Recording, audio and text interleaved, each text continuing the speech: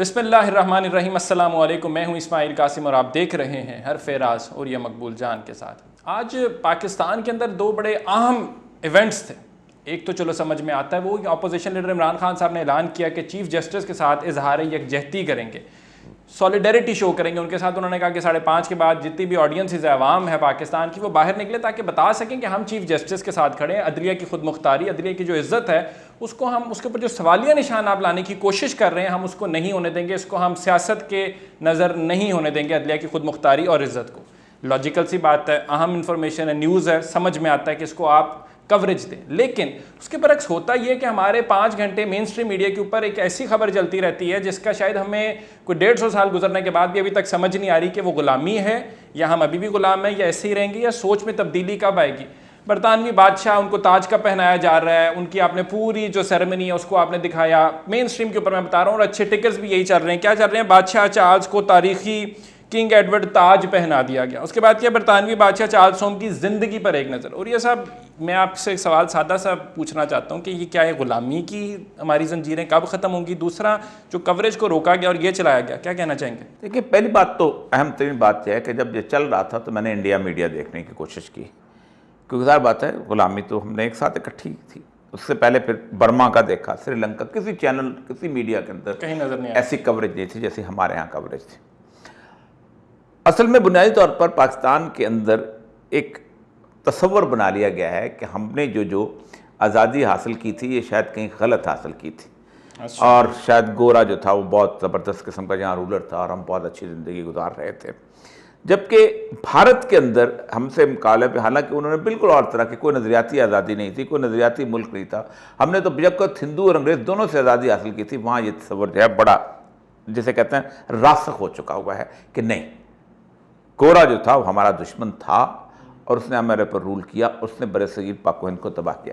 اب دیکھیں کہ انگریز کے خلاف جتنی بھی بکس اس وقت لکھی جا رہی ہیں بڑی بڑی، وہ بکس ساری کی ساری انڈیا سے لکھی جا رہی ہیں۔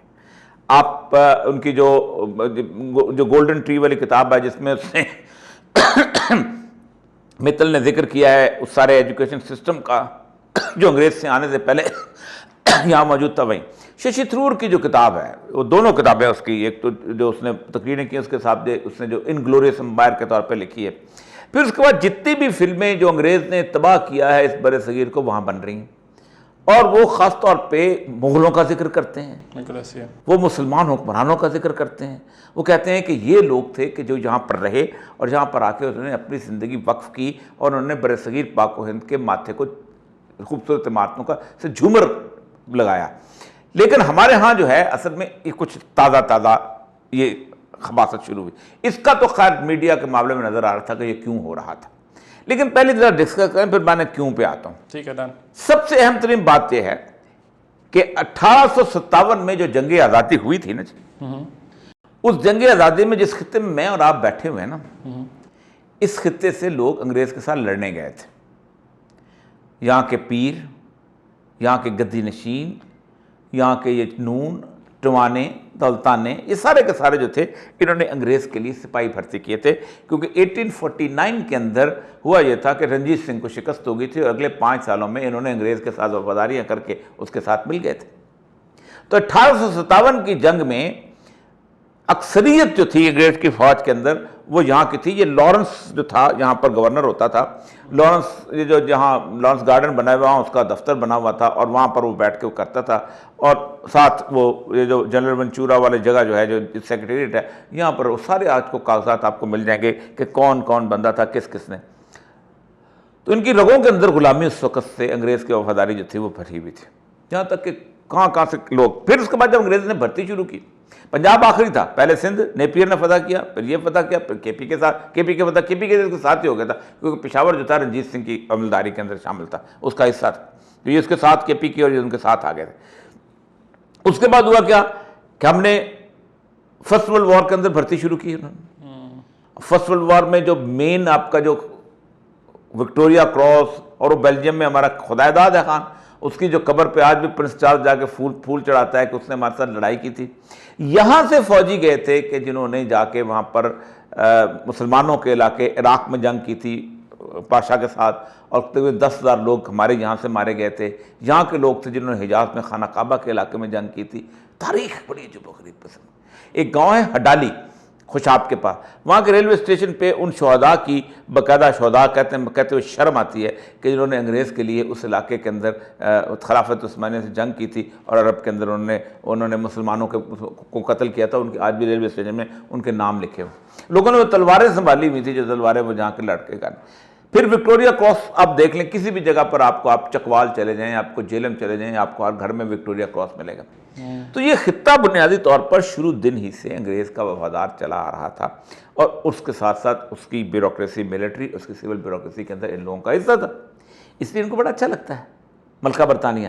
یعنی جہاں پنجابی کا یہ فکرہ ہو کہ میں 15 مربعوں والی کچہریاں چ ملے کرسی، تو کچہری کے اندر کرسی ملنا مطلب یہ کہ انگریز حاکم جو ہے ان کے سامنے آپ بیٹھتے ہیں. اور پھر میں نے ایک باقاعدہ جسے کہتے ہیں پاس نامہ جو تھا، وہ باقاعدہ جب میں سیکرٹری آرکائیوز تھا میں نے لگایا تھا.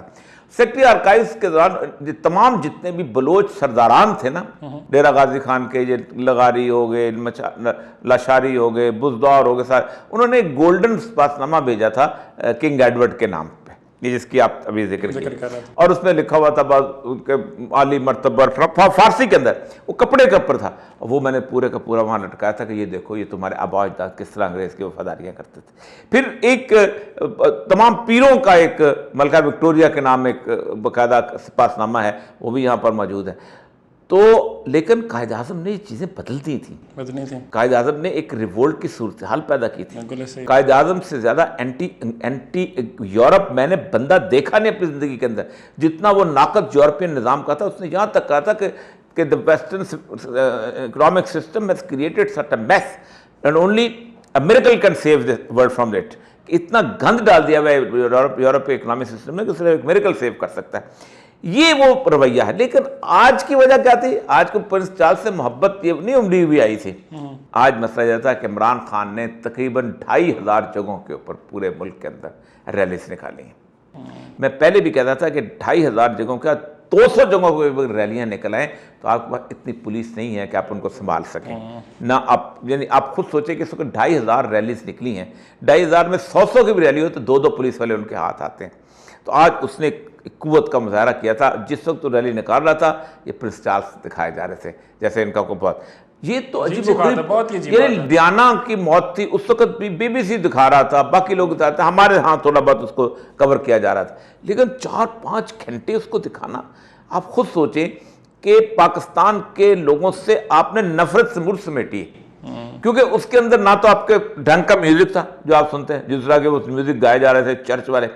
لیکن کمال کی بات یہ ہے کہ کم از کم مسلمانوں کو ایک چیز سوچنی چاہیے کہ وہاں بادشاہ حلف اٹھاتا ہے تو چرچ میں جا کے اٹھاتا ہے.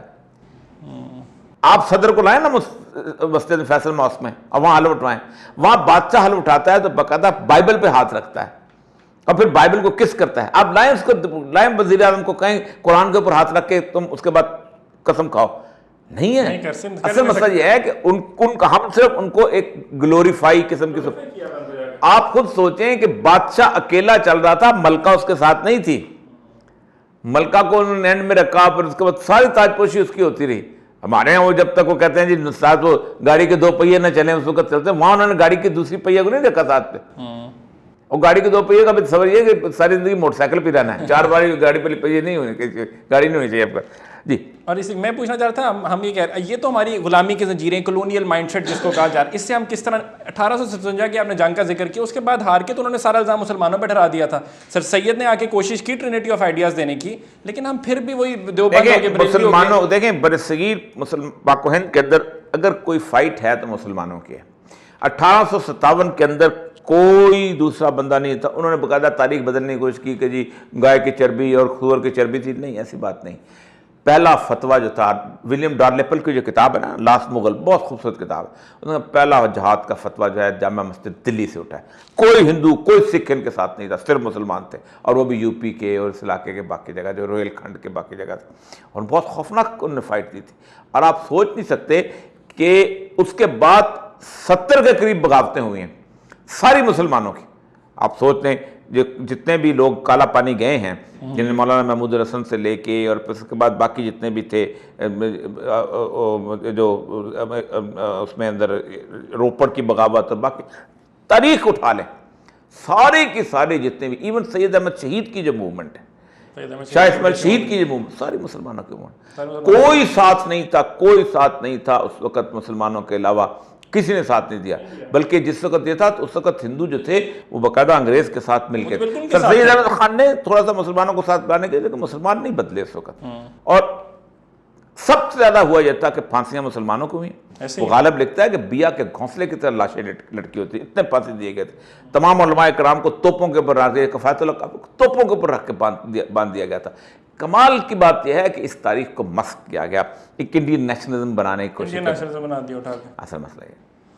ٹھیک ہے، گڈ انف جا کے، بڑی لاجیکل سی باتیں ہیں۔ تاریخ جب تک آپ کو نہیں سمجھ آئے گی تو آپ کو پریزنٹ نہیں سمجھ آئے گا۔ ہم لوگ کہتے ہیں فیوچر بتا دو جی، 6 مہینے بعد کیا ہو رہا ہے، میرے کو اندر کی خبر بتا دو کیا ہونے والا ہے۔ یہاں پہ یہ سب کچھ چل رہا ہے، جب تک آپ کو پاسٹ نہیں پتا تو آپ فیوچر کیا پریڈکٹ کریں گے؟ خاک اور مٹی، کچھ بھی نہیں۔ لیکن یہ آپ المیہ دیکھیں، ہمارے ملک کی غلامی کی زنجیریں بیچاری قوم سے کیا نکلنی ہے، جو ہمارے حکمران ہے، رولنگ ایلیٹ ہے، وہی ان بادشاہوں کے چرنوں سے نہیں اٹھتے، تو ہم کیا آگے کچھ کر سکتے ہیں؟ خیر، یہی ان کو سلام کریں، ہمارا ان کو سلام نہیں ہے۔ امید کرتا ہوں آپ کو شو پسند آیا ہوگا۔ انٹل نیکسٹ ٹائم جی، اللہ حافظ۔